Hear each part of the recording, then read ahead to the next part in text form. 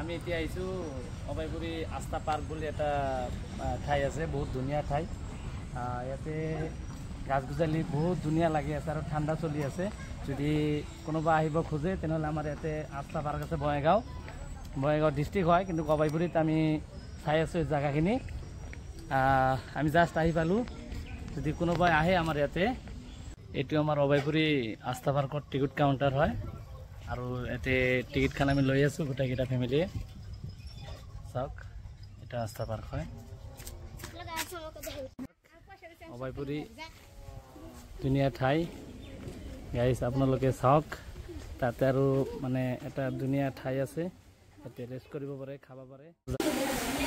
এটা ধুনীয়া ধুনীয়া মাছ আছে ইয়াতে, একুৰিয়াম। ৱাও, ধুনীয়া লাগিছে। এইটো চাওক, আৰু ভাল লাগে। এইটো এটা ধুনীয়া লাগিছে মাছখন। এইটো এটা